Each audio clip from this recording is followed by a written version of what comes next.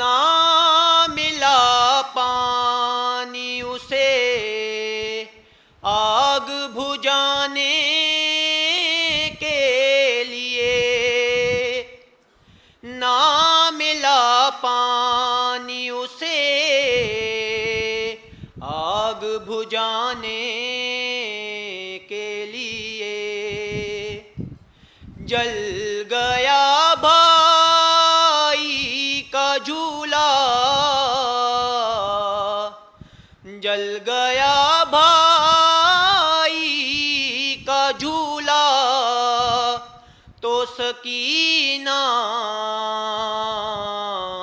روئی،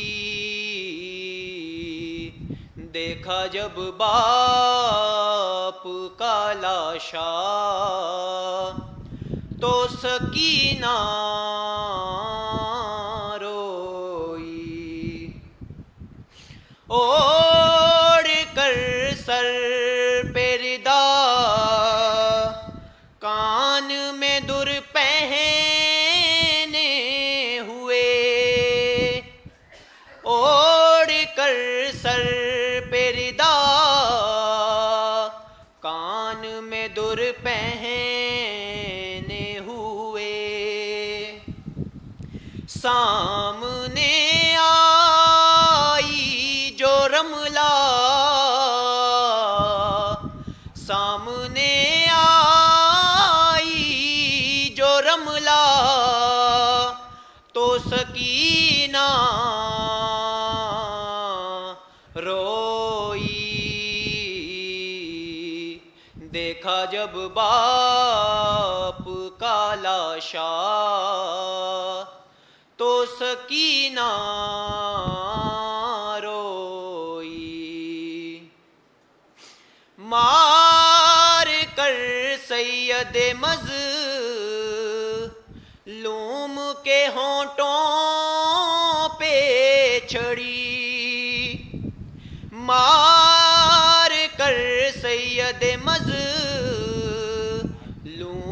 کے ہونٹوں پہ چھڑی، جب ہنسا حاکم کوفہ، جب ہنسا حاکم کوفہ، تو سکینہ روئی، دیکھا جب باپ کا لاشا، تو سکینہ روئی، کیا سکینہ ہو تم ہی، اتنا پتا دو بی بی، کیا سکینہ ہو تم ہی، اتنا پتا دو بی بی، ہند نے آ کے جو پوچھا، ہند نے آ کے جو پوچھا، تو سکینہ روئی، دیکھا جب باپ کا لاشا، تو سکینہ روئی، چاہتی تھی کہ وہ لے آئے اسے خیمے میں، چاہتی تھی کہ وہ لے آئے اسے خیمے میں، باپ کا لاشا نہ اٹھا، باپ کا لاشا نہ اٹھا، تو سکینہ روئی، دیکھا جب باپ کا لاشا تو سکینہ روئی، قید میں سنتے ہوئے باپ کے سر سے لوری، قید میں سنتے ہوئے باپ کے سر سے لوری، زخمی ہونٹوں کو جو دیکھا، زخمی ہونٹوں کو جو دیکھا تو سکینہ روئی،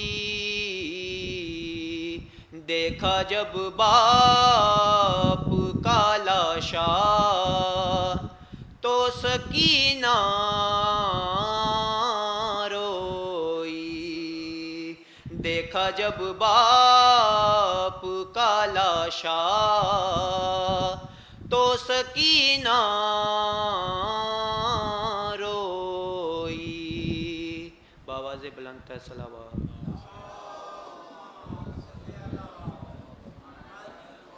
سید ریحان علی تشریف لائیں۔ بار محمد و آل محمد صلوات۔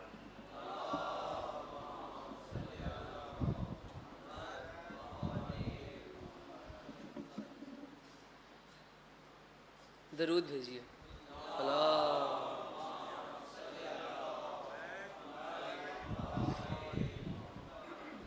عباس تیرا حق ہے زمانہ تجھے روئے، عباس تیرا حق ہے زمانہ تجھے روئے، عباس تیرا حق ہے زمانہ تجھے روئے، جس وقت اٹھایا نہ گیا لاشا جواں کا، جس وقت اٹھایا نہ گیا لاشا جواں کا، شہ اس گھڑی اکبر سے زیادہ تجھے روئے، شہ اس گھڑی اکبر سے زیادہ تجھے روئے، عباس تیرا حق ہے زمانہ تجھے روئے، عباس تیرا حق ہے زمانہ تجھے روئے، زینب نے کہا شام غریبا میں اے غازی، زینب نے کہا شام غریبا میں اے غازی، بے پردہ مجھے دیکھ کے بابا تجھے روئے، بے پردہ مجھے دیکھ کے بابا تجھے روئے، عباس تیرا حق ہے زمانہ تجھے روئے، سجدے کے لیے جب لیا ہاتھوں کا سہارا، سجدے کے لیے جب لیا ہاتھوں کا سہارا، تو سجاد مصلی پہ ہمیشہ تجھے روئے، عباس تیرا حق ہے زمانہ تجھے روئے، عباس تیرا حق ہے زمانہ تجھے روئے۔ درود بھیجیے۔ جناب محمد عبیل صاحب تشریف لائیں گے۔ پر محمد و آل محمد صلوات۔ 3 یا 4 منٹ آگے۔ خوشنودی ہے بی بی سیدہ صلوات۔ اللہم صلی علی محمد۔ جو جو بازار قریب آیا ہائے زینب، زینب کو غازی یاد آیا، جوں جوں بازار قریب آیا، زینب کو غازی یاد آیا، ہاتھوں سے یا پھر بالوں سے چہرے کو چھپا لے شہزادی، یہ شام شہر کی گلیاں ہیں، دل تھام لے اے آقا زادی، فضا نے جب یہ بتلایا، زینب کو غازی یاد آیا، جوں جوں بازار قریب آیا، زینب کو غازی یاد آیا، ماحول شرابی جب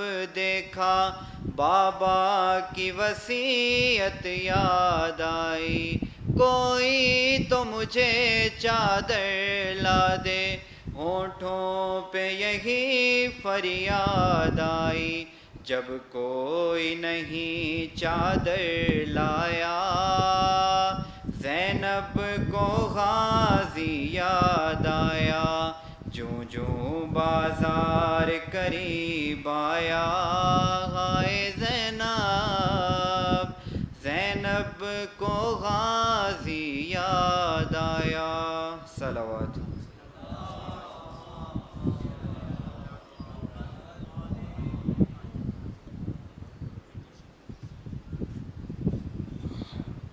سلوات پڑھنے سر۔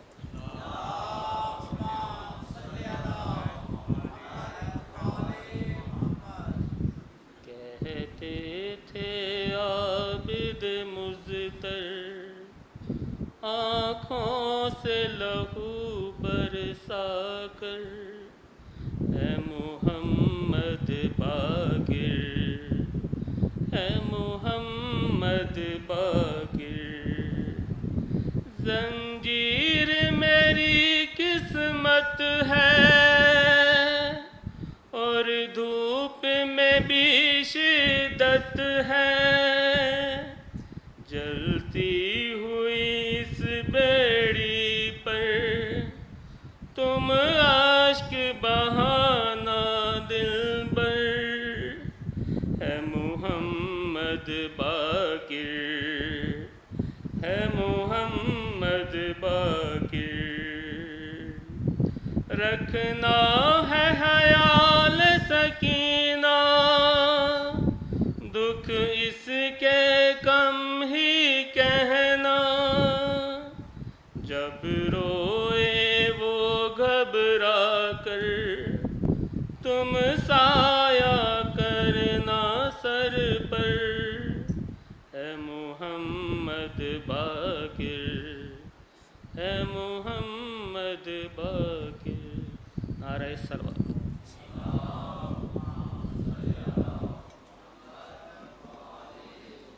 نہایت ہی عزت و احترام کے ساتھ گزارش کروں گا قبلہ و کعبہ محترم و کرم حجت الاسلام والمسلمین جناب علامہ حافظ سید محمد حیدر نقوی صاحب کی تشریف لائیں اور خمسہ مجالس کی دوسری مجلس سے خطاب فرمائیں، زبانوں کو معطر فرمائیں گے، بلند تر صلوات۔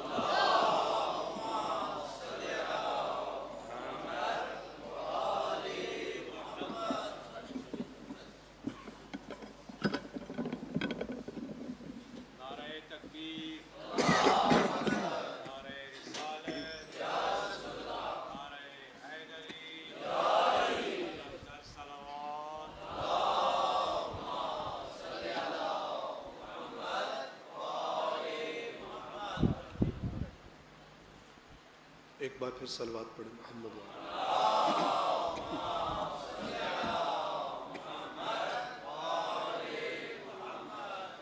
اعوذ باللہ من الشیطان الرجیم، بسم اللہ الرحمن الرحیم، الحمد للہ الذی نزل الفرقان على عبده ليكون للعالمین نذیرا، والصلاة والسلام على نبيه وصفيه الذي أرسله شاهدا ومبشرا ونذيرا وداعيا إلى الله بإذنه وسراجا منيرا وعلى أهل بيته الذين أذهب الله عنهم الرجس وطهرهم تطهيرا.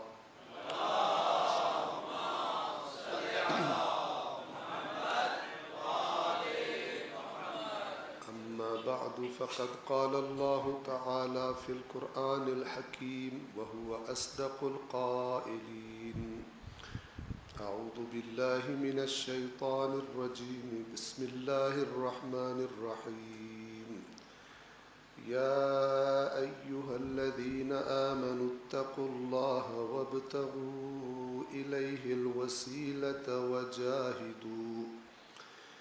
وجاهدوا في سبيله لعلكم تفلحون. صدق الله العلي العظيم. صلوات پڑھیں محمد.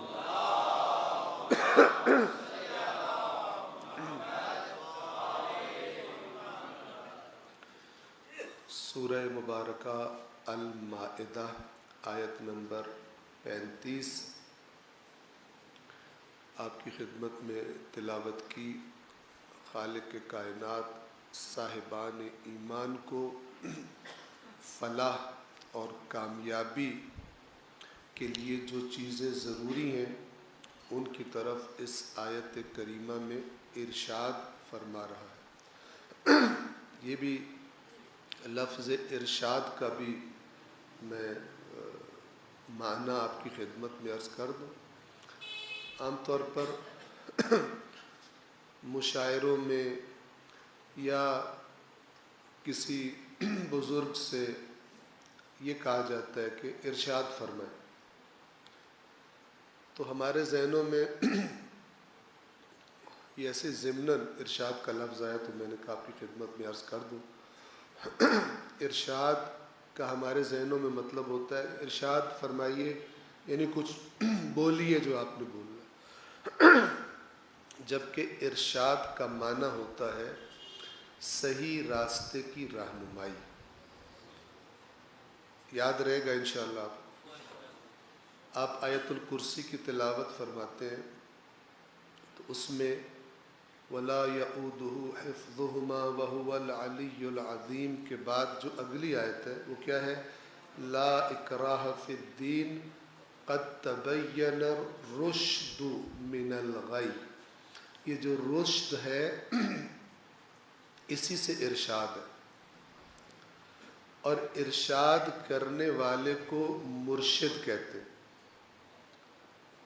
لہذا سوچ سمجھ کے کسی کو کے لیے مرشد کا لفظ استعمال کیا کرو. ٹھیک ہے نا؟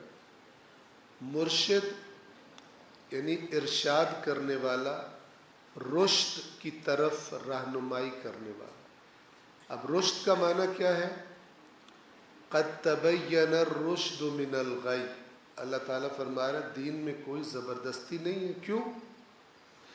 اس لیے کہ ہدایت گمراہی سے واضح کر دی گئی ہے. دونوں راستے واضح اور روشن کر کے دکھا دیے گئے ہیں ہم نے دین کے ذریعے، اس قرآن کے ذریعے، اپنے رسول کے ذریعے. لہذا جو اپنے عقل اور شعور سے ہمارے راستے کا انتخاب کرنا چاہے، ہمیں بھی وہی چاہیے بندہ. زبردستی اور ڈنڈے سے لایا گیا بندہ ہمیں نہیں چاہیے. یہ معنی ہے لا اکراہ فی الدین قد تبین الرشد من الغی.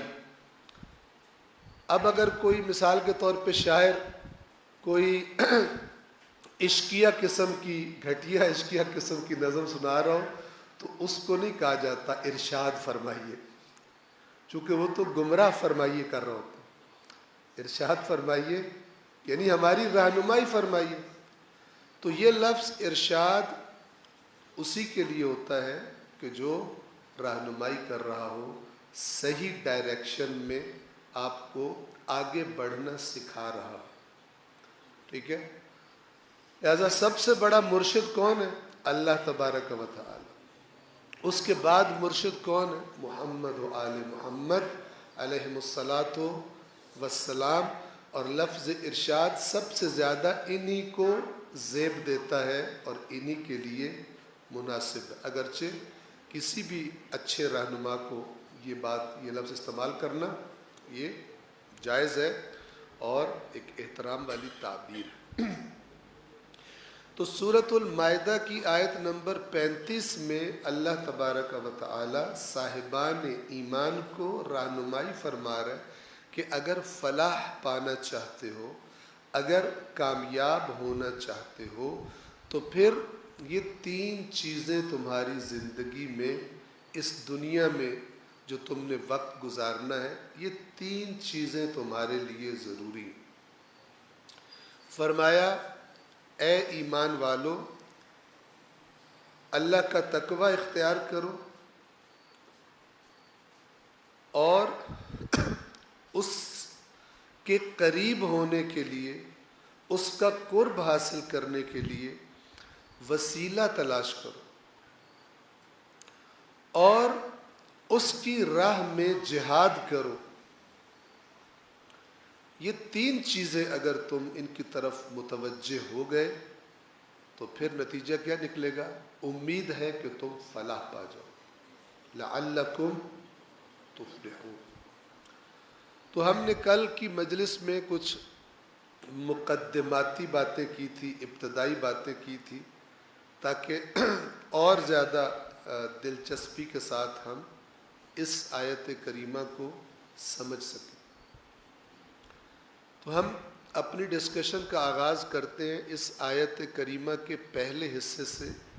یا ایھا الذین آمنوا، کچھ باتیں ہم نے کل بتائی تھی، ان کا خلاصہ یہ تھا کہ یا ایھا الذین آمنوا جب اللہ تعالیٰ قرآن میں فرماتا ہے تو ہر وہ شخص جو خود کو مومن سمجھتا ہے وہ اس خطاب میں شامل ہے، یعنی اس سے بات ہو رہی ہے. اللہ کے نزدیک وہ ایمان والوں میں ہے یا نہیں ہے، اس سے قطع نظر بظاہر اس نے کلمہ پڑھ لیا ہے، بظاہر اس کو مومن سمجھا جاتا ہے، بظاہر اس کو مسلم سمجھا جاتا ہے.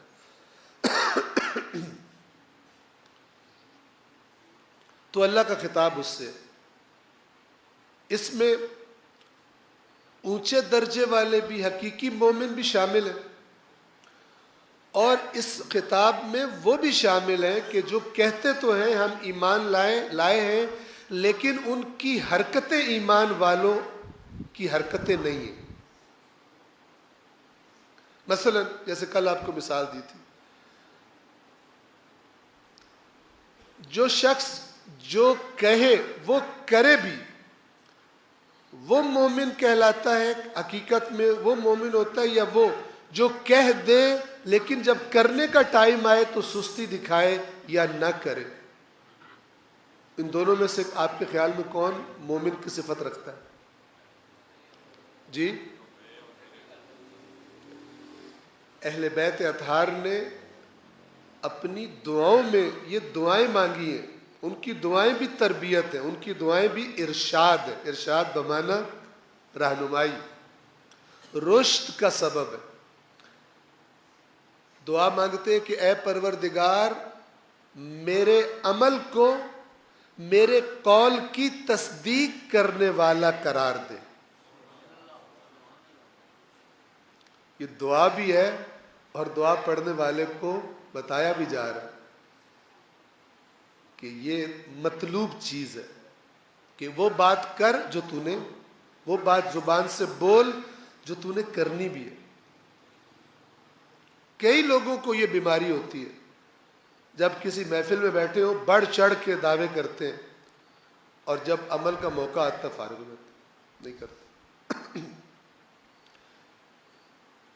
مولا کائنات کے جو درد تھے، کوفیوں نے جو درد انہیں پہنچائے تھے، جو تکلیف مولا کو پہنچائی تھی، جس کے بارے میں مولا فرمایا کرتے تھے کہ کاش نہ میں نے تمہیں دیکھا ہوتا اور نہ تم نے مجھے دیکھا ہوتا. یعنی ہم ایک دوسرے کو جانتے ہی نہ ہوتے. یہ جملہ انسان کب بولتا ہے؟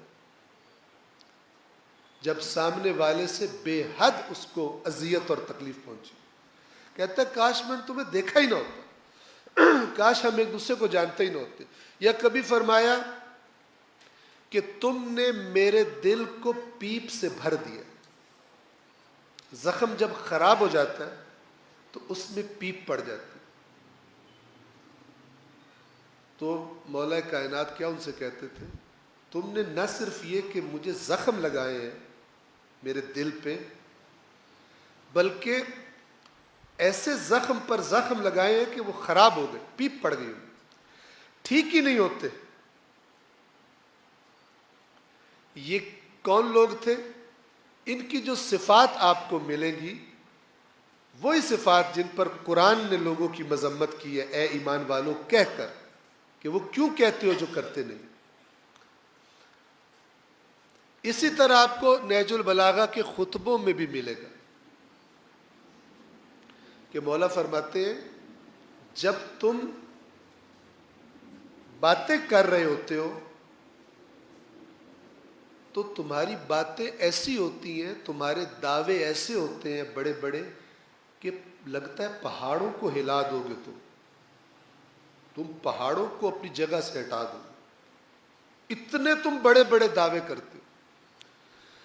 لیکن جب عمل کا وقت آتا ہے، یعنی جب میدان میں جانے کا وقت آتا ہے، تو تمہارے عمل کی کمزوری اور تمہاری کام چوری اور تمہاری سستی دیکھ کر تمہارے دشمن کا دل چاہتا ہے تمہیں اور مارے. دیکھیں، جب میرے دشمن کو یہ پتا ہو کہ اگر میں اس پہ کوئی ظلم کر لوں، یہ بزدل ہے، اس نے کچھ نہیں کرنا، تو میرے دشمن کو زیادہ جرأت ہوگی مجھے مارنے کی. یا جب دشمن کو یہ پتا ہو کہ اس کو اگر میں نے چھیڑا تو پھر یہ مجھے بھی مزہ چکھائے گا. تو جب دشمن کو پتا ہو کہ یہ تو خود بڑا جیالہ ہے، جان پہ کھیل جانے والا ہے، خوددار ہے، شجاع ہے، اگر میں کروں گا زیادتی تو یہ مجھے یہ پھر بیٹھے گا نہیں، تو پھر دشمن کی بھی جرأت سوچ سمجھ کے ہی ہوگی. ابھی دیکھیں نا، رشیا نے یوکرین پہ حملہ کیا ہوا، یورپ امریکہ سارا پابندیاں لگا رہے ہیں، یہ کر رہے وہ کر رہے، لیکن روس پہ حملہ نہیں کر رہے. کیوں؟ کیونکہ حملے کی جو قیمت ہے وہ انہیں پتہ ہے. مولا اپنے سامنے بیٹھے ہوئے کو، کوفیوں کو کیا فرما رہے ہیں؟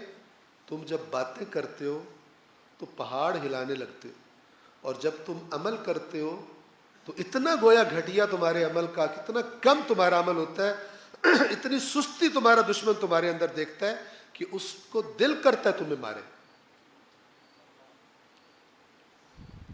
لہذا ایک بڑی بہت ہی بری صفت ہے وہ کہنا جو کرنا نہیں ہے. تو اب خطاب ہے ایمان والوں سے، یا ایھا الذین آمنو. اچھا، قرآن بھی یہ کہ اے ایمان والو وہ کیوں کہتے ہو جو کرتے نہیں. اور مولا جن سے بات کر رہے تھے کوفہ میں، جن کی مذمت کر رہے تھے، وہ مسلمان تھے یا کافر تھے؟ مولا کی بیعت کافروں نے تھوڑی کی تھی، مسلمانوں نے کی تھی. کوفہ میں مسلمان رہتے تھے. یہاں سے آپ سمجھیے قرآن کریم میں بھی بہت سارے اشارے موجود ہیں، وضاحتیں موجود ہیں، اور فرامین اہل بیت اطہار میں بھی اس کو کھول کے بتایا گیا ہے کہ اس بات سے خبردار رہو کہ اس پر مطمئن نہ رہنا کہ زمین پر تمہیں مسلمان سمجھا جاتا ہے. یا زمین پر تمہارے آس پاس رہنے والے تمہیں مومن کہتے ہیں تو مطمئن نہ ہو جانا کہ آسمان پر بھی تمہارا نام مومنوں میں لکھا ہوا ہے. مطمئن نہ ہونا. زمین والوں کو یہ حکم دیا گیا ہے کہ تمہارے سامنے جو بھی کہے میں مسلمان ہوں تم نے مان لینا. جو بھی تمہارے سامنے کلمہ پڑھے تم اس کے دل میں نہیں جھانک سکتے, لہذا تم اسے مسلمان ہی سمجھو گے. اور اس کی سب سے بڑی مثال خود اللہ کے نبی کا زمانہ ہے. اللہ کے نبی کے زمانے میں جن کو قرآن نے منافق کہا ہوا ہے, اور کہا ہوا ہے اے رسول وَمِمَّنْ حَوْلَكَ مِنَ الْأَعْرَابِ منافقون ومن اہل المدینہ, اے رسول آپ کے آس پاس جو اعراب جو بدو ہیں اور اہل مدینہ میں سے بھی, چونکہ بدو کس سے کہا جاتا ہے؟ دیہاتیوں کو, اعراب بھی دیہاتی, اور اہل مدینہ مدینہ شہر میں رہنے والے.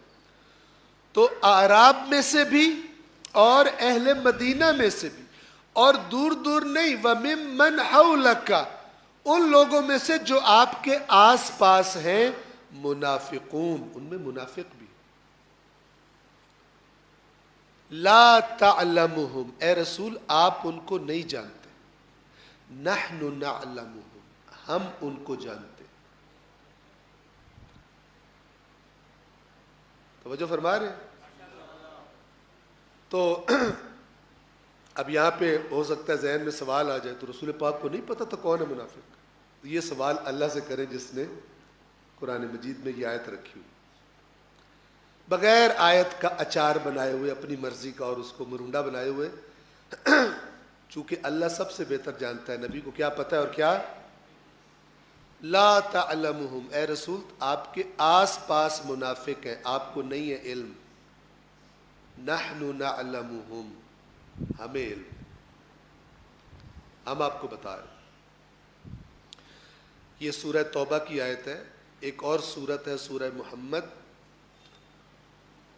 اس میں اللہ فرماتا ہے وَلَوْ نَشَاءُ لَأَرَيْنَاكَهُمْ فَلَعَرَفْتَهُمْ بِسِيمَاهُمْ اے رسول اگر ہم چاہتے تو ان منافقوں کو آپ کو دکھا دیتے. حالانکہ رسول پاک کو نظر آ رہے سارے, کیا دکھا دیتے؟ ہم آپ کو دکھا دیتے کہ آپ کے ان بیچ والوں میں سے کون کون 2 نمبر مال ہے, منافق. فَلَعَرَفْتَهُمْ بِسِيمَاهُمْ آپ ان کے چہروں سے پہچان لیتے کہ یہ منافق. یہ بھی ایک قرآنی بات ہے تاکہ میں اس کو بھی آپ کی توجہ کرواتا ہوا چلوں. تو یہ منافق جن کو قرآن گواہی دے رہا ہے کہ یہ منافق ہے, اور گواہی بھی کیسی, دیکھیں گواہی بھی کیسی. اللہ فرماتا ہے, یہ سورہ منافقون جہاں سے شروع ہوتی ہے, اذا جاءک المنافقون اے رسول جب آپ کے پاس منافق آتے ہیں, قالو کہتے ہیں, نشہد ہم گواہی دیتے ہیں, قالو نشہد انک لرسول اللہ. منافق جب آپ کے پاس آتے ہیں تو کہتے ہیں ہم گواہی دیتے ہیں کہ آپ اللہ کے رسول ہیں. توجہ سے سنیں, واللہ یعلم انک لرسولہ اللہ کو علم ہے کہ آپ اس کے رسول ہیں. واللہ یشہد جبکہ اللہ گواہی دے رہا ہے, ان المنافقین لکاذبون کہ یقیناً یہ جو منافق کہہ رہے ہیں ہم گواہی دیتے ہیں آپ اللہ کے رسول ہیں, یہ جھوٹ بول رہے ہیں. عجب, تو سچ بول رہے ہیں. بھلا نبی اللہ کے نبی نہیں ہیں, پھر اللہ کیوں کہہ رہے ہیں اللہ گواہی دے رہے ہیں جھوٹ بول رہے ہیں؟ اس لیے کہ جو ان کی زبانیں کہہ رہی ہیں ان کے دل میں نہیں ہے. تو اگر زبان سے بات سچی نکل رہی ہو, اگر دل کے اندر سے نہیں نکل رہی تو اللہ کے نزدیک وہ سچا یا جھوٹا ہے؟ جھوٹا ہے. تو جس کے دل میں ایمان نہیں ہے وہ اللہ کے ہاں مسلمان ہے یا کافر ہے؟ بولیے. کافر ہے. لیکن رسول اللہ اس سے مسلمانوں والا برتاؤ کر رہے ہیں یا کافروں والا؟ مسلمانوں والا. یہی وجہ ہے کہ خوارج نے مولا علی علیہ السلام کی تکفیر کر دی تھی. کہا تھا علی کافر ہے. علی کافر ہو گیا نعوذ باللہ. لیکن وارث رسول علی نے پھر بھی ان کو کافر قرار نہیں دیا تھا. مولا نے ان کی تکفیر نہیں کی تھی. توجہ فرمائیں. زمین کا معاملہ آسمان کے معاملے سے جدا ہے. کیونکہ زمین والوں سے کہا گیا تم ظاہر دیکھ سکتے ہو, تم علیم بذات الصدور نہیں ہو لوگوں کے کہ لوگوں کے دلوں کے راز جان لو. تم ظاہر کے مطابق ہی فیصلہ کرو گے. جو بظاہر اپنے آپ کو مسلمان کہتا ہے تم اس کو مسلمان ہی سمجھو گے, اس کو وہ حقوق سارے حاصل ہوں گے جو باقی مسلمانوں کو حاصل ہوتے ہیں. اس سے رشتہ داری ہو سکتی ہے, جو بھی باقی اس قسم کی چیزیں ہیں. لیکن وہ یہ نہ سمجھے کہ آج مسلمان اسے مسلمان کہہ رہے ہیں تو اللہ کے ہاں بھی وہ مسلمان ہے. اس خوش فہمی میں نہ رہے. جس کو یہ بات سمجھنا ہو اللہ کے رسول کے زمانے کے منافقوں کی صورتحال سے اس نقطے کو سمجھا بڑی آسانی سے جا سکتا ہے. صلوات پڑھیں محمد وآل.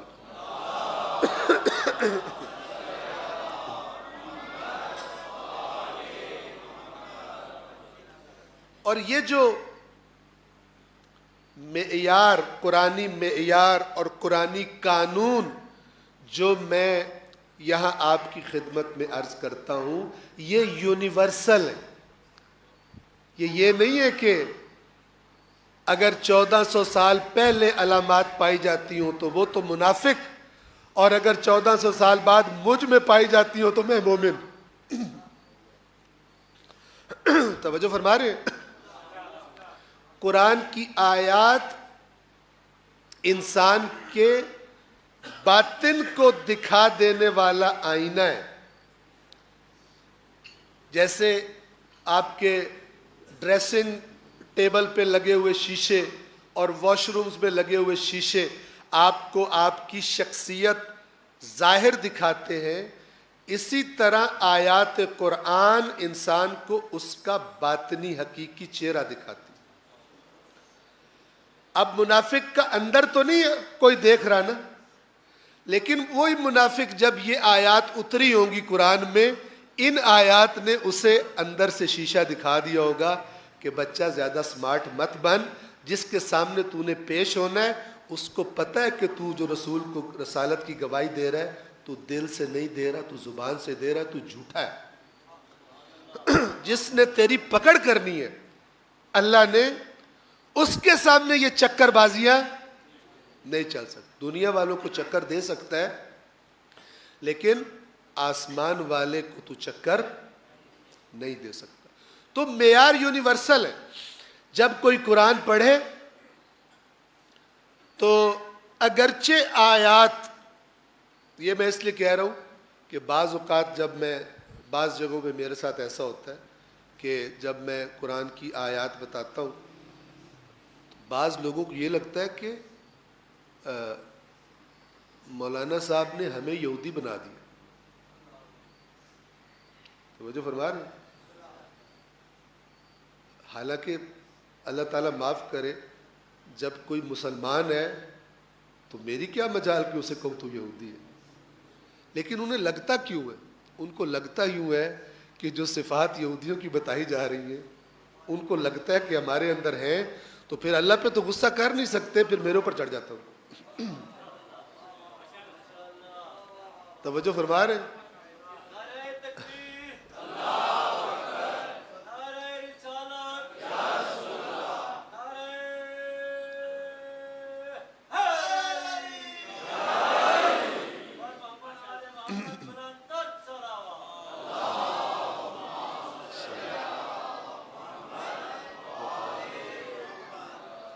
اللہ نے معیار بتائے, پچھلی قوموں کا ذکر کر کے کہا ہے کہ یہ حرکت ان کی گندی حرکت تھی, یہ حرکت ان کی گمراہی کا, اس قوم کی گمراہی کا سبب بنی, یہ ان کے عقیدے تھے, یہ ان کی حرکتیں تھیں. اب اگر وہ بیان کی جائیں تو یہ اللہ نے قرآن میں کس لیے بیان کیے؟ تاکہ جنہیں قرآن دیا جا رہا ہے وہ اس قسم کی حرکتوں سے بچے رہے کہ یہودیوں کی حرکتیں تھیں. توجہ فرما رہے ہیں؟ تو آیات قرآن آئینہ ہے. اب دیکھیں, میں آپ کو ایک مثال دینے لگا ہوں اسی یا ایھا الذین آمنو کی, کہ قرآن کے انداز کو, قرآن کا انداز یعنی خالق کے کائنات کا بات کرنے کا انداز, اور کتنی بڑی نعمت ہے کہ 100% یقینی ہے کہ یہ اللہ ہی کی بات ہے. تو جب 100% یقینی ہو یہ اللہ کی بات ہے تو 5, 12 اور 14 کی بات کوئی اور ہوگی یا یہی والی بات ہوگی؟ یہی بات ہوگی. اس نگاہ سے قرآن کو دیکھا کر. توجہ فرما رہے ہیں؟ اب سنیں, سورہ آل عمران, اس میں اسی طرح اللہ تبارک و تعالی, آیت نمبر 130 ہے یا 129 ہے, مجھے بھی صحیح یاد نہیں ہے, آپ دیکھیں گے تو آپ کو مل جائے گی.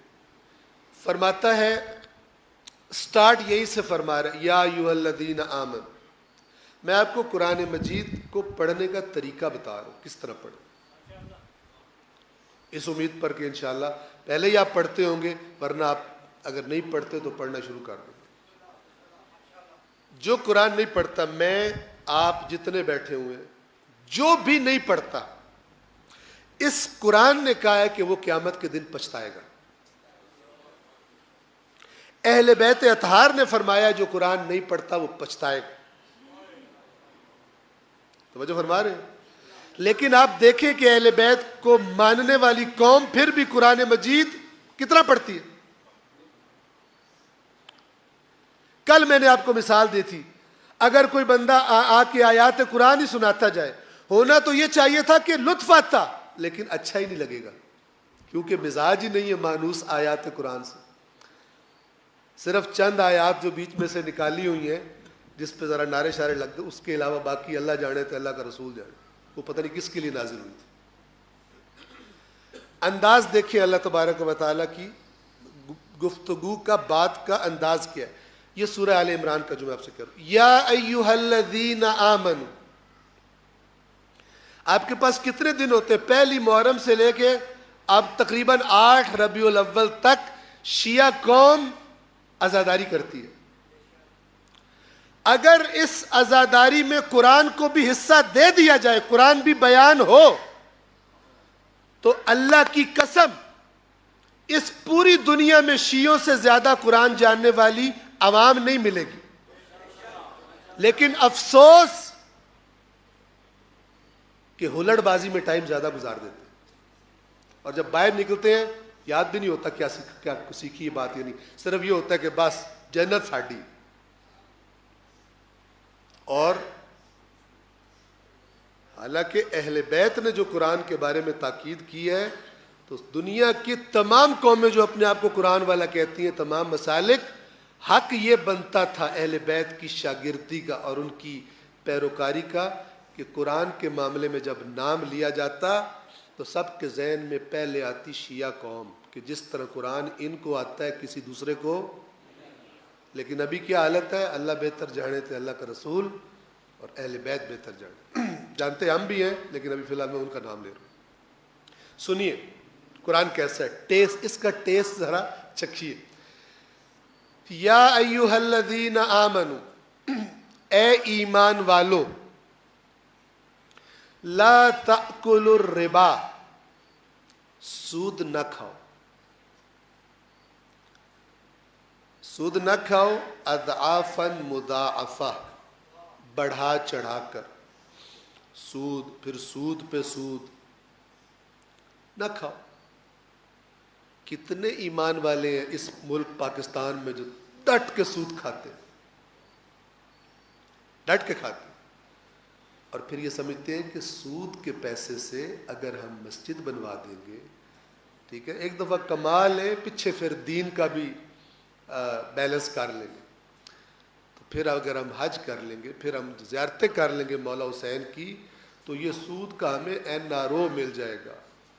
توجہ فرما رہے ہیں؟ اللہ اس مزاج کے لوگوں سے کہتا ہے یہ اللہ کو اور مومنوں کو دھوکہ دے رہے ہیں، حالانکہ سوائے اپنے آپ کے کسی کو دھوکہ، یہ منافق ہوتا ہے جو اللہ کو چکر دینے کے چکر میں ہو۔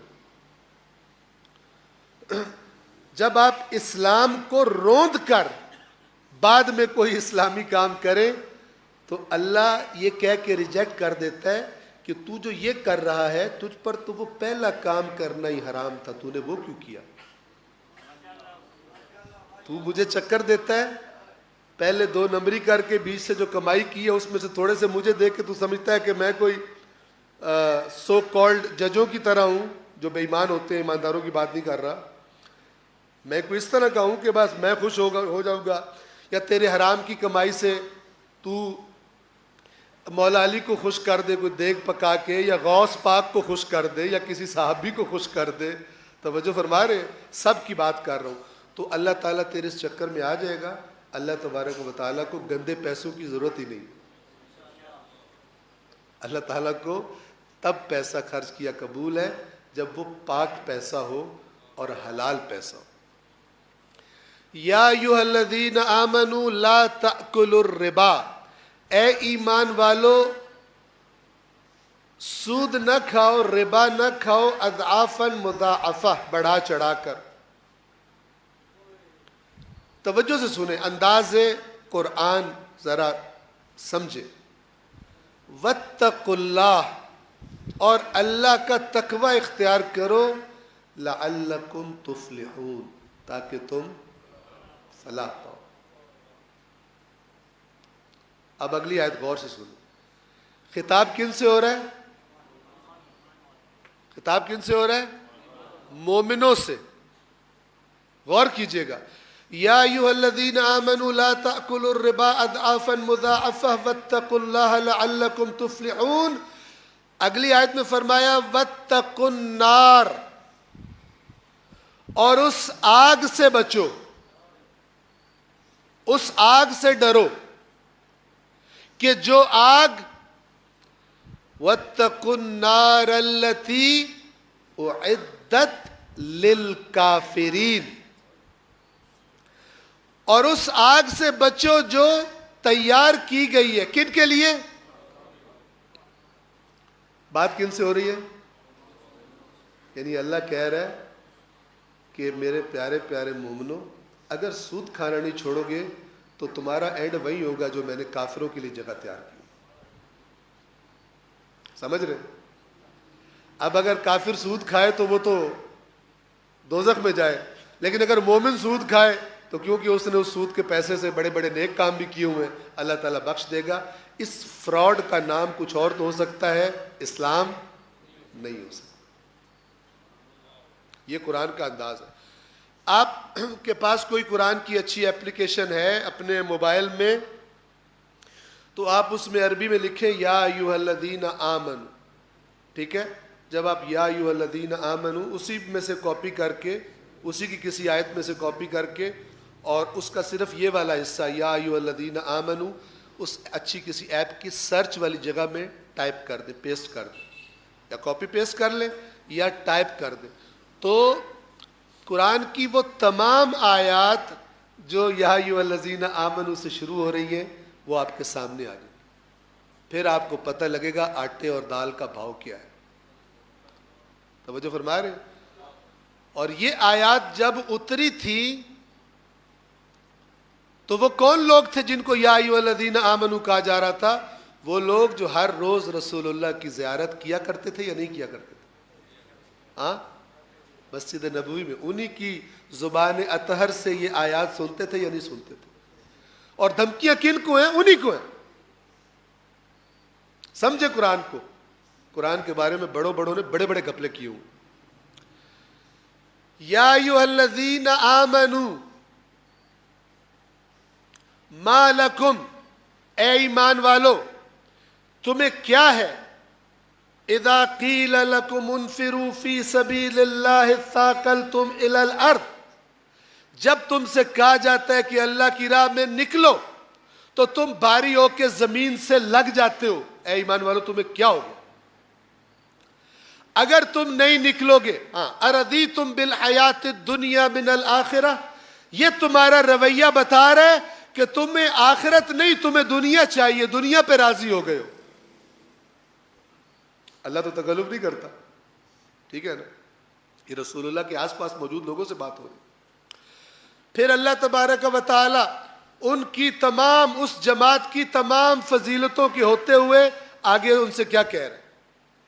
قرآن کے قواعد و ضوابط سے کسی کو استثناء حاصل نہیں ہے. اللہ تعالیٰ فرماتا ہے الا تنفروا، اگر تم نہیں نکلو گے. کدھر نکلنا تھا؟ کہ ایک پیسٹریاں کھانے نہیں جانا تھا، غزوہ تبوک کے لیے جانا تھا، رومیوں سے لڑنے کے لیے جانا تھا. تو کئی لوگ بیچ میں، سارے نہیں لیکن کئی لوگ سستی کا مظاہرہ کر رہے تھے. کس کی بات پر سستی کا مظاہرہ کر رہے تھے؟ رسول اللہ کی بات پر، جس کی رسالت کا کلمہ پڑا ہوا تھا. تو فرمایا الا تنفروا، اگر تم نہیں نکلو گے تو اللہ تمہارے ساتھ کیا کرے گا؟ یعذبکم عذابا علیما. تم اگر یہ ذمہ داری ادا نہیں کرو گے تو اللہ تمہیں دردناک عذاب دے گا. وَيَسْتَبْدِلْ قَوْمًا غَيْرَكُمْ، اور تمہیں ہٹا دے گا، تمہیں بدل کر کوئی اور قوم تمہاری جگہ لے آئے گا. اگر تم اللہ کی دی ہوئی ذمہ داری ادا کرنے سے سستی کرو گے تو اللہ تمہیں ہٹا دے گا، جیسے تم سے پہلے کئی قوموں کو خدا نے ہٹا دیا، دوسری قومیں ان کی جگہ پر آ کر آباد ہو گئی. تمہیں بھی بدل دے گا، کوئی اور قوم لے آئے گا. وَلَا تَضُرُّهُ شَيْئًا، اور اللہ کو تم کوئی نقصان بھی نہیں پہنچا سکو گے. اگر تمہیں اللہ پہ کوئی تپ بھی چڑھ گئی، غصہ بھی آیا، تو تسلی رکھو اللہ کو کوئی نقصان. یہ کن سے بات ہو رہی ہے؟ یا ایھا الذین آمنوا. یہ قرآن کا انداز گفتگو ہے. نہیں، اللہ کی نظروں میں جو اپنے آپ کو مومن کہتا ہے اس سے اللہ تعالیٰ کو ایکسپیکٹیشنز ہیں، اس سے اللہ تعالیٰ کو توقعات ہیں کہ یہ جس نے کہا ہے کہ میں نے اسلام قبول کر لیا ہے، میں دل سے ایمان لے آیا ہوں، اب اس سے توقع ہے کہ اللہ تبارک و تعالی جیسا معاشرہ دیکھنا چاہتا ہے یہ ویسا معاشرہ بنانے میں اپنا کردار ادا کرے گا. اور اگر یہ مومن ایسا بن جائے کہ یا اللہ میرا یہ کام بھی ہو جائے، میری یہ مرادیں پوری ہو جائے، یہ منتیں ہو جائے، اور میری آخرت میں بخشش بھی ہو جائے، اور ذمہ داری ادا کرنے میں دلچسپی نہ رکھتا ہو، یہ 2 نمبر مومن ہے. یہ 2 نمبر مومن. اگر وہ شخص کے جو کوفہ میں ہے، جناب مسلم شہید ہو چکے ہیں، توجہ فرمائیں، کوفہ میں ہے، دل میں محبت حسین بھی رکھتا ہے، کہتا ہے میں حسینی ہوں، لیکن اپنی جان کے ڈر سے اپنے امام کے ساتھ جا کر میدان میں کھڑا نہیں ہوتا. آپ کی نظروں میں وہ جو کہہ رہا ہے میں حسینی ہوں، آپ کی نظروں میں وہ حسینی ہے یا حسینی نہیں ہے؟ جی فارمولہ وہی ہے. اے ایمان والو کیوں کہتے ہو جو کرتے نہیں؟ قرآن فارمولے دیتا ہے، قرآن سٹینڈرڈز دیتا ہے، اور کہتا ہے کہ دیکھو اہل بیت اطہار بھی یہ فرماتے ہیں. ہمارے ساتھ ایک بڑی پرابلم ہے، سب مسلمانوں کے ساتھ ہے، ہمارے ساتھ بھی ہے. وہ کیا ہے کہ ہم مثلا مومن یا شیعہ، اہل بیت کا شیعہ، اس کے فضائل اور مقامات سن کے بڑے خوش ہوتے ہیں، کیونکہ ہم سمجھتے ہیں یہ ہمارے مقامات ہیں. ٹھیک کہہ رہا ہوں نا؟ جو شیعوں کے فضائل بیان ہوئے ہیں، کس کے فضائل ہیں؟ اگر ہم اپنے نہ سمجھے تو پھر نعرے کیوں مارے؟ کسی دوسرے کی بات ہو رہی ہو. اپنے فضائل سمجھتے ہیں، بڑی اچھی بات ہے. لیکن سب سے بڑا گھپلہ یہاں پہ یہ ہے کہ جن شیعوں کے فضائل بتائے ہیں آل محمد نے، ان شیعوں کی صفات بھی بتائی ہیں آل محمد نے، لیکن وہ صفات سننے اور انہیں اپنے اندر پیدا کرنے کی وہ رغبت ہم میں نہیں پائی جاتی جو شیعوں کے فضائل سننے کی رغبت ہم میں پائی جاتی. توجہ فرما رہے؟ تو یہ ٹھیک رویہ یا غلط رویہ؟ غلط رویہ. یہاں پہ ممبر میں بیٹھ کے کوئی بندہ بیان کرے مومن جائے گا جب قبر میں، مثلا شیعہ جائے گا جب قبر میں یوں مولا آ جائیں گے، واہ واہ واہ سبحان اللہ، 10 نعرے وہیں پر. کیوں؟ کیونکہ چھٹکارا جو مل رہا ہے، حساب کتاب کوئی نہیں دے رہا. لیکن اسی مولا کی زبان سے اگر صفات بیان کی جائیں کہ مولا فرمائے میرے شیعوں کی یہ صفات ہوتی ہیں، اس پر ادھا نعرہ بھی نہیں لگے گا. یہ ہمارا مزاج جو بنا دیا گیا، جس کا بھی یہ مزاج، جس کا نہیں اللہ کا شکر ادا کرے، جس کا یہ مزاج ہے بہت بڑے گھپلے اور دھوکے کا شکار ہے. کیونکہ اللہ، رسول، اہل بیت ہرگز زبانی دعوے کو قبول نہیں کرتے جب تک کہ زندگی اس بات کی گواہی نہ دے کہ یہ ان کا اطاعت گزار بھی ہے. یہ ان کا اطاعت گزار بھی ہے. جب تک زندگی اس کی گواہی نہ دے، فقط یا ایھا الذین آمنوا پہ خوش ہونے کی ضرورت نہیں. چونکہ آگے پھر اللہ نے ڈانٹ بھی پلائی ہوئی. آپ آیات زیادہ تر میں نے کہا سرچ کریں، نکالیں یا ایھا الذین آمنوا. تو مجھے اگر ٹائم مل گیا تو کچھ ایگزامپلز آپ کو میں دے دوں گا، کچھ میں نے دی ہیں لیکن آپ کو پڑھ کے سناؤں گا. یا ایھا الذین آمنوا کے بعد کیا ہے؟ کہیں یہ نہیں ہے یا ایھا الذین آمنوا تم جنت میں جاؤ گے، یہ کہیں بھی نہیں ہے.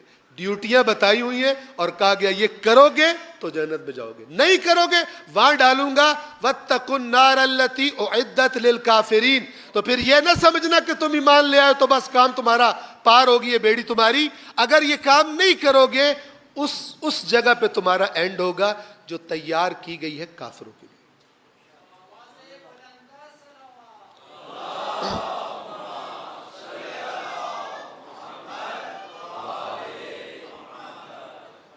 یا ایھا الذین آمنوا. آپ کو زیادہ تر اس لفظ کے بعد، اس خطاب کے بعد ذمہ داریاں دیتا ہوا اللہ دکھائی دے گا. توجہ فرما رہے ہیں؟ بغیر ذمہ داری کے اور بغیر کام کیے کہیں بھی آپ کو قرآن میں جنت کا وعدہ دکھائی نہیں دے گا. ایک یہ بھی وجہ ہے کہ قرآن سے رغبت نہیں ہوتی ان مزاجوں کو جو بچپن سے پیکج سن سن کے ابھی اپنے آپ کو کنفرم جنتی سمجھتے ہیں، اور جب قرآن پڑھتے ہیں تو بیچ میں تو رولا ہی اور پڑا ہوا. پھر ان کو کیا کہا جاتا ہے؟ وہ قرآن کہ تو ایک ایک آیت کے پتہ نہیں کتنے کتنے میننگ ہوتے ہیں، تمہیں سمجھ میں نہیں آئے گا. ایسا لگتا ہے اللہ تبارک و تعالیٰ نے کوئی نعوذ باللہ فضول کام کیا، ایک ایسی کتاب دی سمجھ نہیں آتی نہ. لیکن قرآن میں تکلف نہیں ہے، قرآن میں کسی سے بھی ڈر نہیں ہے. کوئی آنا چاہے تو آ جائے، سارے جانا چاہو سارے چلے جاؤ، اللہ کو کوئی فرق نہیں پڑتا. اللہ کے یہ معیار ہے، ان معیارات پر خدا قبول کرتا ہے. اور آپ بتائیے جو اللہ نے معیار دیے، اللہ کا رسول یا اہل بیت اطہار ان معیارات کو تبدیل کرنے کے لیے آئے تھے یا انہی معیارات کو ڈٹ کے لوگوں کو پہنچانے آئے تھے، چاہے انہیں پسند آئیں چاہے انہیں پسند نہ آئیں؟ کس لیے آئے تھے؟ شارٹ کٹس بتانے آئے تھے. یہ ایسی ائمہ کے نام پر باتیں جس سے بندے کو یہ احساس ہو کہ میں تو یہ ایک آدھا کام کر کے پکا جنتی ہوں، یہ مشکوک ہے.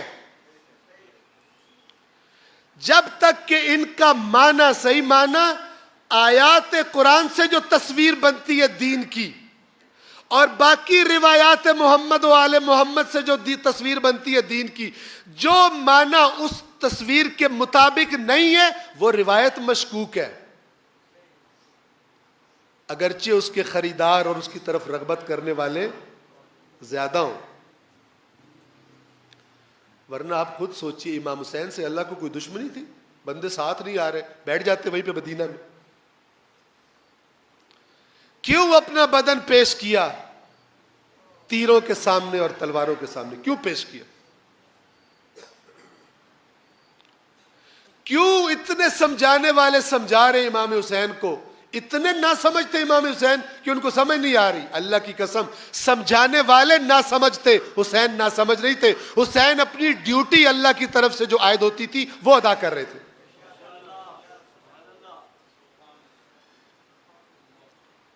آپ خود بتائیے، اگر آرام و سکون سے ہی چلے جانا ہوتا جنت میں تو ہمیں اللہ کے نبیوں کی زندگیاں، اللہ کے ان برگزیدہ بندوں کی زندگیاں تکلیفوں میں دکھائی نہ دیتی۔ توجہ فرما رہے ہیں؟ انہوں نے دنیا میں کیسا ٹائم گزارا، تنہائیاں۔ آج ہم تو مثلا عشق کرتے ہیں یا دعویٰ کرتے ہیں ان شخصیات سے، لیکن ان کے اپنے زمانوں میں تو دیکھیے ان میں کیا کمی تھی جو یہ تنہائی کا شکوہ کرتے ہوئے دنیا سے گئے؟ کیا کمی تھی؟ کیوں لوگ پاس نہیں آتے تھے؟ کیونکہ یہ ذمہ داریاں دیتے تھے، کہتے تھے یہ کرو۔ اور عام طور پہ لوگ، انسان کا مزاج کیا ہے کہ مجھ سے ذمہ داری، میری جان بھی محفوظ رہے، میرا مال بھی محفوظ رہے، اور میں آرام سے جنت میں بھی چلا جاؤں۔ یہ آپ کو قرآن میں دکھائی نہیں دے گا۔ دیکھیں سورۃ العنکبوت، اور یہ مثال دے کے آپ کو، یہ آج جو آیت کا پہلا حصہ ہے اس کو ہم تمام کریں گے، کل انشاءاللہ اتقوا اللہ کی طرف جائیں گے۔ یا ایھا الذین آمنوا اتقوا اللہ وابتغوا الیہ الوسیلہ۔ سورۃ العنکبوت ہے، سورۃ العنکبوت ہے۔ بسم اللہ الرحمن الرحیم، الف لام میم، یہ آیت نمبر 1 ہے۔ آیت نمبر 2 یہ سٹارٹ نہیں ہو رہی یا ایھا الذین آمنوا سے، لیکن آپ کو پتہ چل جائے گا بات انہی کی ہو رہی ہے جن کو اللہ یا ایھا الذین آمنوا کہتا ہے۔ فرماتا ہے احسب الناس ان یترکوا ان یقولوا آمنا، کیا لوگوں نے یہ سمجھ لیا ہے کہ انہیں چھوڑ دیا جائے گا اس وجہ سے کہ انہوں نے کہہ دیا ہے کہ ہم ایمان لے آئے؟ احسب الناس، کیا لوگوں نے یہ سمجھا ہے، ان یترکوا کہ انہیں چھوڑ دیا جائے گا، ان یقولوا آمنا کہ انہوں نے کہہ دیا ہے کہ ہم ایمان لے آئے ہیں، وہم لا یفتنون، اور ان کی آزمائش نہیں ہوگی چیک کرنے کے لیے کہ 1 نمبر مال ہے یا 2 نمبر مال ہے۔ وہم لا یفتنون، یفتنون فتنے سے، فتنہ کہتے آزمائش کو، وہم لا یفتنون، اور ان کی آزمائش نہیں کی جائے گی۔ اس آیت سے آپ کے ذہن میں کیا تصویر بنتی؟ زبان سے کہہ دینا، کلمہ پڑھ دینا کافی ہے جی؟ ہمارے لیے کافی ہے کہ ہم اسے مسلمان سمجھیں گے، ہمیں یہی حکم ہے، لیکن اوپر والا بتا رہا ہے میرے پاس، میں تو چیک کروں گا، میں تو چیک کروں گا اور چھانٹی کروں گا۔ اس سے اگلی آیت نمبر 3 کی آپ ذرا ووکیبلری چیک کریں، الفاظ چیک کریں، مجھ سے جتنا میری توفیق ہے میں آپ کو بتاتا ہوں۔ آیت نمبر 3 میں اللہ یوں فرماتا ہے وَلَقَدْ فَتَنَّ الَّذِينَ مِن قَبْلِهِمْ، یہ لقد جو ہوتا ہے عربی میں یہ قسم کے معنوں میں ہوتا ہے، یعنی اللہ اگلے کو، سننے والے کو ہوشیار کرنے کے لیے گویا قسم کھا کے فرما رہا ہے ہم نے، اے رسول ان کو بتا دو ان سے پہلے بھی جو لوگ آئے تھے ان کو بھی ہم نے آزمایا تھا۔ ایویں نہیں کہ موسیٰ دا کلمہ پڑھ لیا تو پار، تو عیسیٰ دا کلمہ پڑھ لیا تو پار، ایسے نہیں۔ وَلَقَدْ فَتَنَّ الَّذِينَ مِن قَبْلِهِمْ، اور یقیناً ہم نے ان سے پہلوں کو بھی، یعنی یہ جو آخری رسول کا کلمہ پڑھ رہے ہیں, ان کو بتاؤ کہ ہم نے پہلوں کو بھی آزمایا تھا, کس لیے آزمایا تھا؟ فَلَيَعْلَمَنَّ اللَّهُ الَّذِينَ صَدَقُوا, تو حتماً حتماً حتماً اللہ ان کو جان کر رہے گا جنہوں نے سچ کہا ہے, وَلَيَعْلَمَنَّ الْكَاذِبِينَ, اور اللہ حتماً حتماً حتماً جھوٹوں کو بھی جان کے چھوڑے گا. اس کا مطلب یہ ہے کہ ہر کلمہ پڑھنے والا سچا کیسے چیک کرے گا؟ اپنی اور اپنے رسول کی اطاعت سے چیک کرے گا. بات مانتے ہو تو پھر تمہارا کلمہ صحیح ہے, بات نہیں مانتے تمہارا معاملہ گڑبڑ ہے. دیکھیں, یہ میں انشاءاللہ بیان کروں گا کہ ایک دفعہ انسان, میری بات کو سمجھیے گا, میں تمام کر رہا ہوں یہاں پر کہ تصویر کیا ہے سادہ کرنے کی کوشش کروں. ایک دفعہ انسان سے غلطی ہوتی ہے, سستی ہو جاتی ہے, کبھی جذبات میں کچھ غلطی کر بیٹھتا ہے. غلطی ہو جانا یہ اور ہے, اور غلطی کرنے کی عادت ڈال لینا یہ اور چیز. توجہ فرما رہے ہیں؟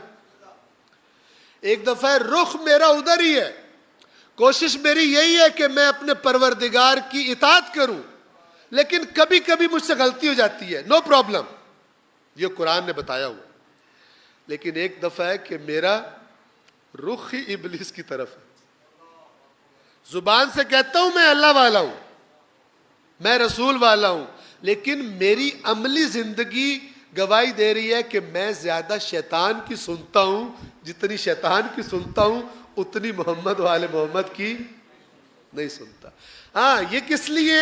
مرادیں پوری کروانے کے لیے, اور قبر میں آ کے نکلوا کر منکر نکیر کو ڈرا کر مجھے چھڑوانے کے لیے. اس قسم کی فضولیات, یہ تصویر غلط تصویر. توجہ فرما رہے؟ رخ ایک مومن جس کے دل میں ایمان ہے, اس کی سب سے بڑی فکر یہ ہو کہ میری شخصیت ایسی ہو, میری عادات ایسی ہو, میرا اخلاق ایسا ہو, میری زبان, میری گفتار ایسی ہو کہ آج اگر زمانے کا امام میرے سامنے آئے تو میری شخصیت ایسی نہ ہو کہ میری نظریں جھک جائیں ان کے سامنے. ادب سے جھکنا اور ہے, شرم سے جھکنا اور ہے. توجہ فرما رہے ہیں؟ اور اس کی آج کل کی پریکٹیکل مثال میں یہ دیا کرتا ہوں, اور بھی علماء کرام دیتے ہیں, کہ اگر امام میرے سامنے آ جائیں اور مجھے کہیں کہ اپنا موبائل مجھے دے دو, میں نے دیکھنا ہے, تو دل نہ دھڑکے. توجہ فرما رہے ہیں؟ یہ موبائل بھی منی اعمال نامہ ہے, پتہ نا آپ کو, یہ منی اعمال نامہ ہے. آج کل جو واردات ہوتی ہے نا, تحقیقات میں ایک اہم ترین رول آج کل کیا چیز ادا کرتی ہے؟ کوئی قتل ہو جائے, کوئی فلان ہو جائے, موبائل, اس کا موبائل لو, ٹھیک ہے, کہاں کہاں کالز کی تھی, یہ وہ ریکارڈ پیچھے سے جو کمپنی ہوتی ہے نیٹ ورک, ان سے پورا ریکارڈ کالز کا, کس کس کو کالیں کی تھی. توجہ فرما رہے ہیں؟ تو یہ ابھی جو سائنس ترقی کر رہی ہے نا, تو آہستہ آہستہ یہ سمجھنا آسان ہو رہا ہے کہ جب انسان علم کی ترقی سے اتنی معلومات لے سکتا ہے تو جس نے کائنات بنائی ہے وہ کتنی معلومات رکھ سکتا ہے. اس کو موبائل ڈھونڈنے کی ضرورت نہیں ہے.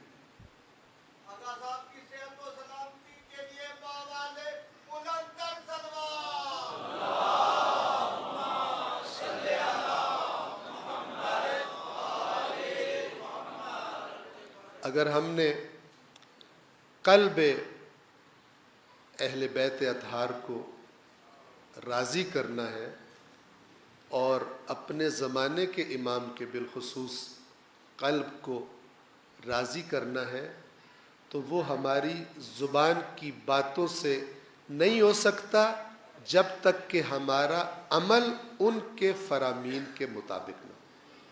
اس فارمولے کو اپنے پلے سے باندھ. بلکہ اگر کوئی بندہ زبان سے بڑا دعویٰ کرے کہ میں تو بڑا محب ہوں, میں تو بڑا مولائی ہوں, وہ اگر ان کی اطاعت نہ کرے تو زیادہ تکلیف ہوتی. ٹھیک ہے نا, 7 8 10 بچے کھیل رہے ہوں, ایک میرا اپنا بچہ بھی ہو ان کے درمیان, اور میں ان بچوں سے کہوں کہ بچوں مجھے پیاس لگی ہے پانی پلاؤ, اور ان میں سے کوئی مجھے پانی نہ پلائے, مجھے تکلیف ہوگی, لیکن سب سے زیادہ مجھے تکلیف ہوگی اپنے بچے کی, کہ دوسرے تو میرے نہیں تھے, انہوں نے نہیں پلایا, چلو کوئی بات نہیں, بڑے کا احترام نہیں کیا ہے بری بات, لیکن میرا اپنا بچہ بھی نہیں کر رہا.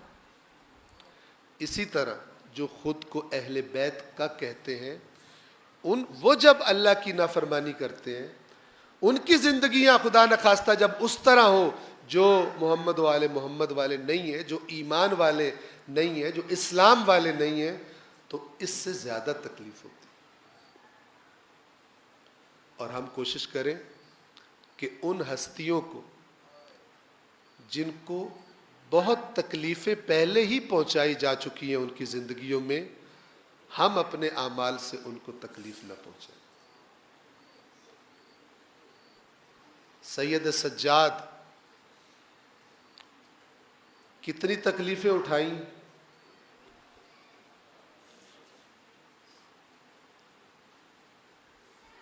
میں آپ کی خدمت میں عرض کروں,